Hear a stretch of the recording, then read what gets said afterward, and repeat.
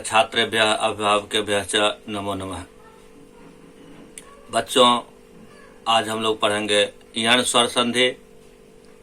यण स्वर संधि के विषय में जानेंगे और इसमें अगर आपको कोई दिक्कत होती है तो आप कमेंट बॉक्स में नीचे लिखिए।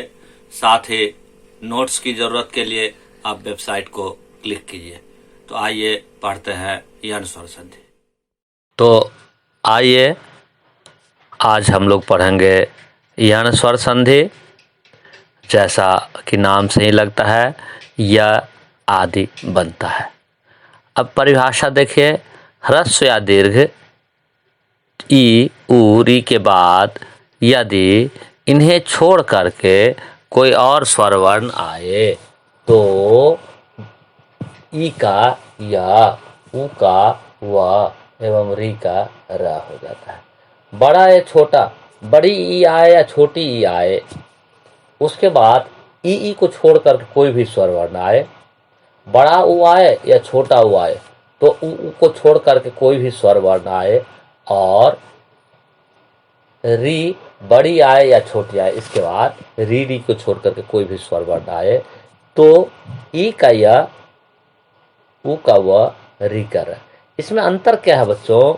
देखिए, बाकी जो तीन संधि हमने पढ़ा है, स्वर संधि, दीर्घ स्वर संधि, गुण स्वर संधि, वृद्धि स्वर संधि, तीनों में क्या है? दोनों मिल करके, ठीक, दोनों मिल करके बनते हैं। परंतु इसमें क्या है? ई का या वह देखिए हलंत लगा हुआ है, उ का व केवल उ का बनता है और री का र बन जाता है। ठीक है, बाद वाला जैसा भी जो रहता है, अगर आ है तो कोई मात्रा नहीं लगती, आ का हलंत हट जाती है, या का हलंत हट जाता है। अगर आ है तो या में आ की मात्रा लग जाती है, अगर उ है तो उ की मात्रा लग जाती है, और री है तो री की मात्रा लग जाती है। तो इस प्रकार से यह स्वर संधि है। आइए उदाहरण से देखते हैं। तो आइए बच्चों उदाहरण देखते हैं हम लोग। ये यण संधि जो है इसका ई का या, ठीक है। इसमें क्या है? ई और बाकी संधि में क्या होता है? ई और स्वर दोनों मिल करके, परंतु इसमें क्या है? ई का या होता है, केवल ई का अकेले। ठीक, अब देखिए उदाहरण।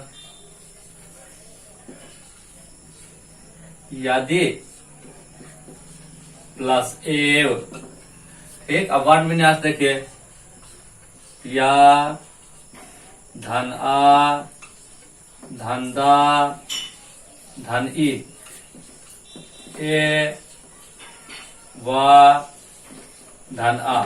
ठीक, अब क्या हुआ?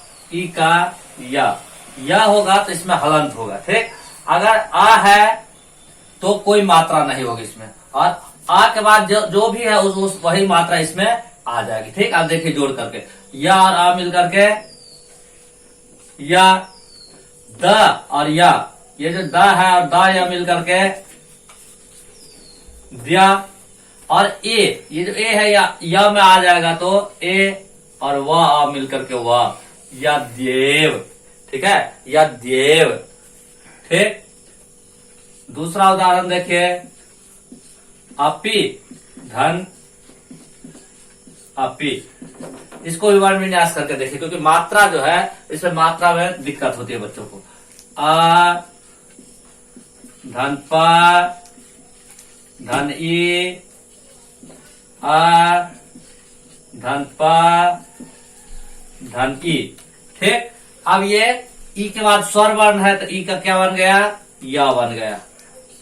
ठीक, या में हलंत है। अब यहां हलंत है आ, और प में हलंत है और या में भी हलंत है, तो क्या बना? प्या। अब यहां आ है मतलब कोई मात्रा ऊपर नहीं आएगी, अप्यापी, अप्यापी। ठीक है बच्चों, ऐसे ही अब उदाहरण देखते जाइए। सुधि, धन, उपास्य, उपास्यम। सुधि, धन, उपास्यम क्या हो जाएगा? ई का यह हो जाएगा, तो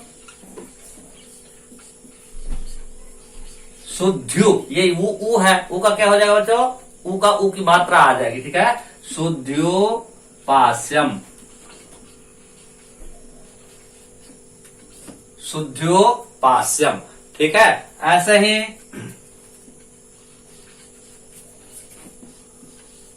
भूवि प्लस एका, भूवि प्लस एका। इसमें भी वही ए है तो ए की मात्रा आ जाएगा, क्या हो जाएगा, भूवे का।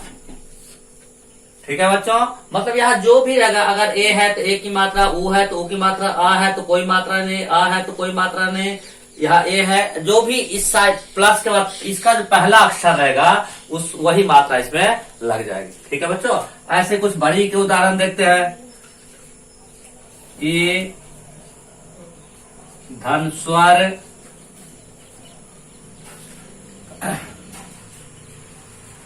ई का या, देखिए पृथ्वी प्लस एका, पृथ्वी प्लस एका। अब क्या हो जाएगा, था, व और ए सब एक साथ, पृथ्वी, पृथ्वी। ई का क्या बनेगा, ई का या बनेगा, तो क्या हो जाएगा, पृथ्वी का, पृथ्वी का। ऐसी है नदी प्लस आयाति। अब आ है यहां तो क्या हो जाएगा, नद्यायाति, नद्या, नद्यायाति। ये द्या संस्कृत में ऐसे बनता है और हिंदी में द और हलत डाल करके यह भी लिख सकते हैं, तो नद्यायाति। ठीक, उम्मीद है कि आप ये ई का समझ गए होंगे। अब ऐसे ही ऊ का भी देखिए, ऊ के बाद यदि स्वर वर्ण आए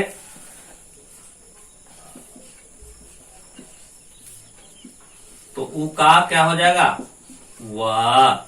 देखिए उदाहरण देखिए, पहला सबसे प्रचलित जो उदाहरण है, सु प्लस आगतम, सु प्लस आगतम। इसका वर्ण विन्यास करके देखिए, स धन उ, आ धन ग, धन अ, धन त, धन अ, धन म। ठीक, अब ये ऊ जो है इसका क्या बन गया, व बन गया। अब यहां देखिए स आधा स, व स्व बन गया। अब ये व में ये वाला आ जो है ये आ जाएगा तो क्या बन जाएगा, स्व, ग मिलके ग, त और म, क्या बन गया बच्चे, स्वागतम। ठीक, ऐसे ही दूसरा उदाहरण देखिए,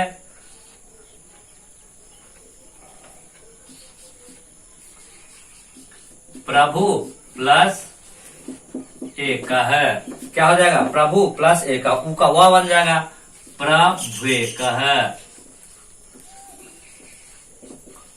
प्रभुएक है। ठीक है बच्चों, अब इसके और उदाहरण हम देखते हैं। ऐसे ही साधु धन अपी, क्या बन जाएगा, ऊ का व बनेगा, तो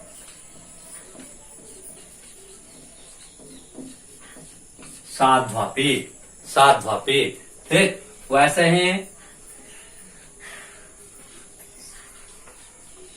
प्रभु प्लस आयाति, प्रभु प्लस आयाति, ये ऊ का व हो जाएगा और आ की मात्रा आ जाएगी इसमें, तो प्रभ्वायाति, प्रभ्वायाति। ठीक है, अब ऐसे ही कुछ बड़े ऊ का उदाहरण भी देखते हैं। चलिए एक और उदाहरण देखते हैं, अन्वय, ये भी बहुत आते रहता है आपको बोर्ड क्लास में। अनुधन आया है, अनुधन आया है, ऊ का व हो जाएगा,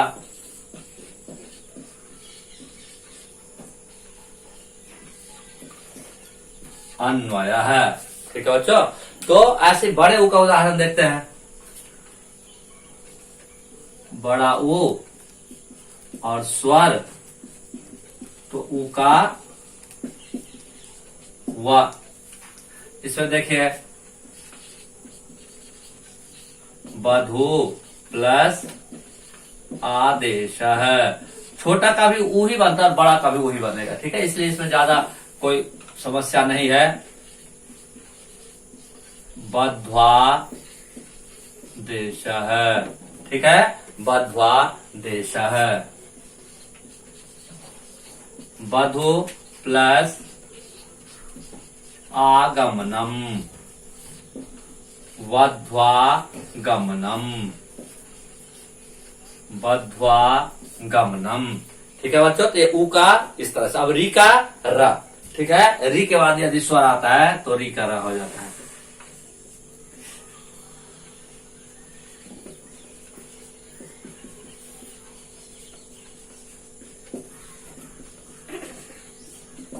री का स्वर हो जाता है। देखिए मातृ,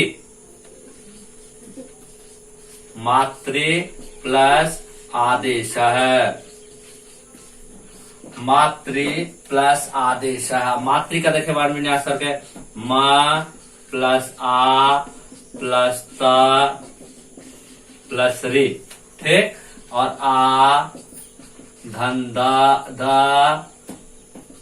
धन ए धन श धन आ, क्या हो जाएगा? री का क्या बन जाता है? रा बन जाएगा। ठीक है बच्चों, अब ये देखिए जोड़ने में कैसे, ये बहुत ही सिंपल है। म और आ मिलके माँ। अब बच्चों जब त और र जोड़ते हैं तो कौन सा अक्षर संयुक्त वर्ण हमने आपको पढ़ाया है? संयुक्त वर्ण आपने सब पढ़ा है। वर्ण विन्यास इसलिए कहता है कि वर्ण विन्यास और वर्ण संयोजन, वर्ण का वीडियो जरूर देखिए सबसे पहले। तो संयुक्त वर्ण त र मिलकर क्या बन जाता है? त्र, त्र बन गया, और आ यहाँ है तो आ की मात्रा आ गई।